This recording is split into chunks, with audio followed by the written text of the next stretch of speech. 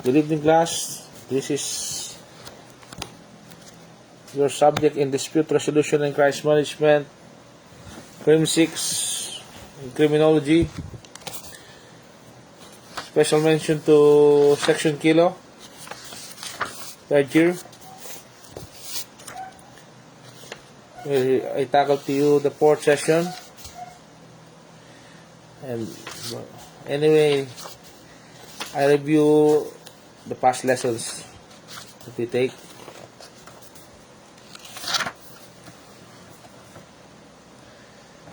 Okay.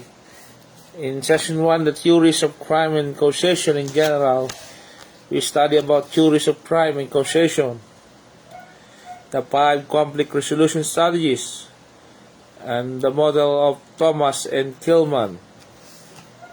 In chapter 2, we study about the Alternative Dispute Resolution Act of 2004, the policy of the state regarding the alternate dispute resolution or principle of mediation.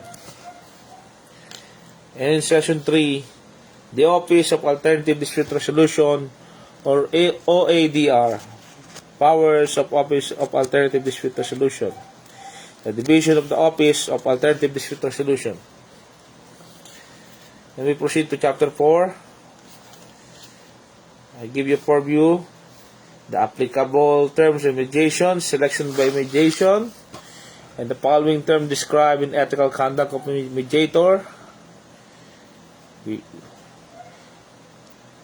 separation of mediation from counseling and legal advice, the roles of counsel in mediation proceedings, effect of agreement to submit a dispute mediation under the institutional rules, and the exemption to the privilege of confidentiality of information, the peace and cause of mediation. Okay?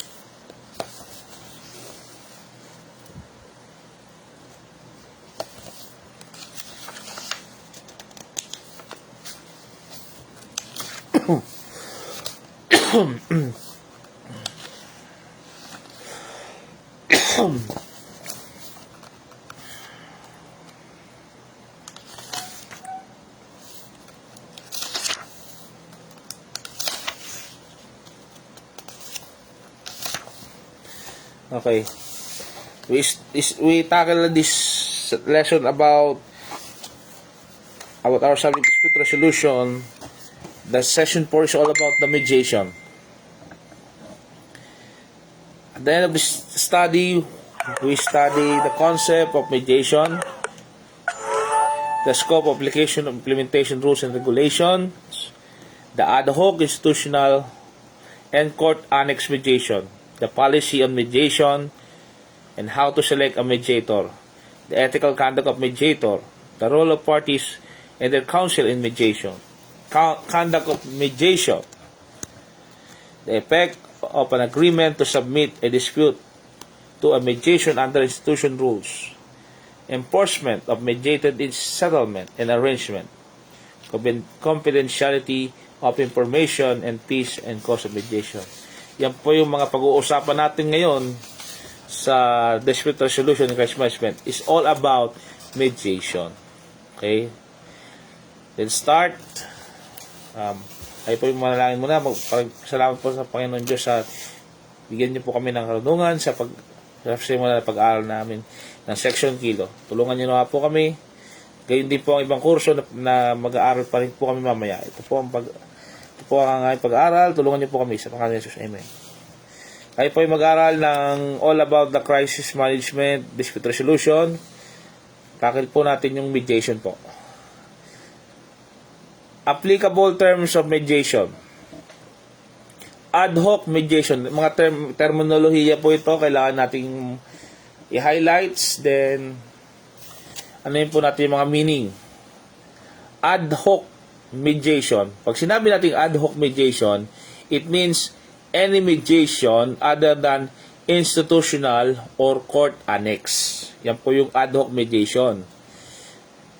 Yung institutional mediation naman po, institutional mediation means any mediation process conduct under the rules of a mediation institution. Sa mga estudyante ko po, you can transcribe my lecture.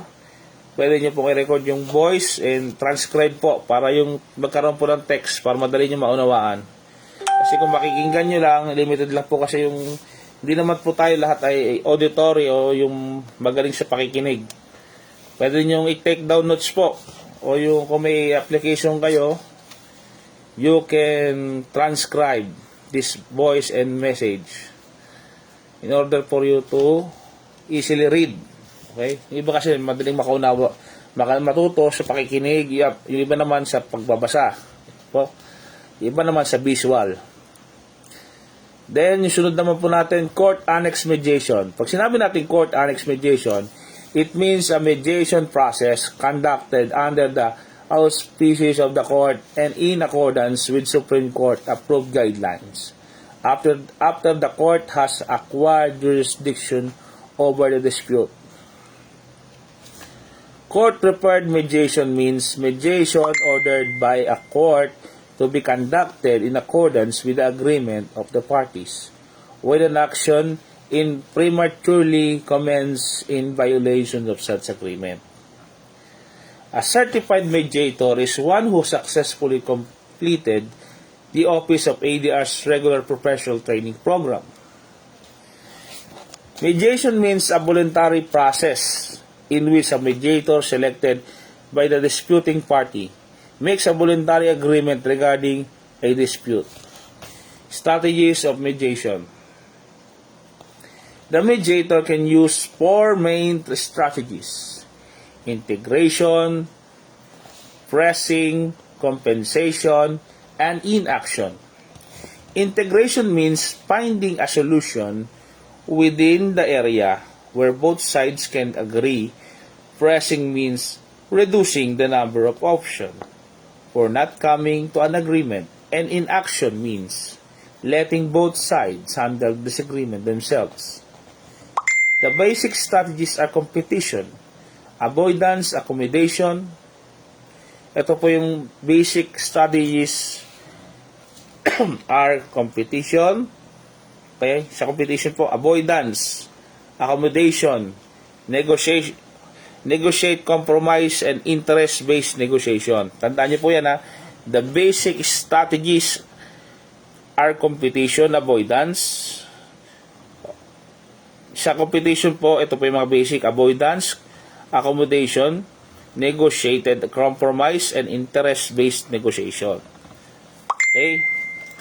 Sa mga ngayon lang po nakahabol po, ito po ay under sa session 4 po natin na may pinamagatang mediation. Nagpo-focus po tayo sa mediation. Okay? Ng ADR. Alternative Dispute Resolution. Okay?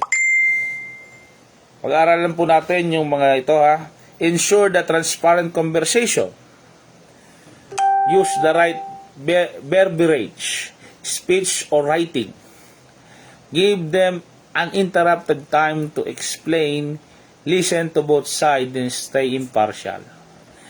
Take steps to de-escalate, reduce the intensity, set a tone of respect, assume positive intent, keep the conversation focused on solution.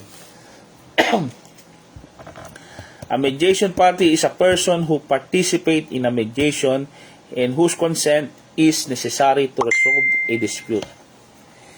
A mediator is a person who conducts mediation.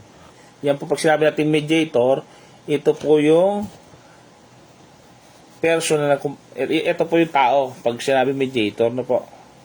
Siya po yung nagme-mediate. Non-party participation. Non-party participant. Pag sinabi natin non-party participant means a person other than a party or mediator who participates in a mediation proceeding as a witness, resource person, or expert. Rule number 2, paragraph B, IRR, Republic Act 9285. The scope of application of the implementing rules. These rules apply to voluntary mediation, whether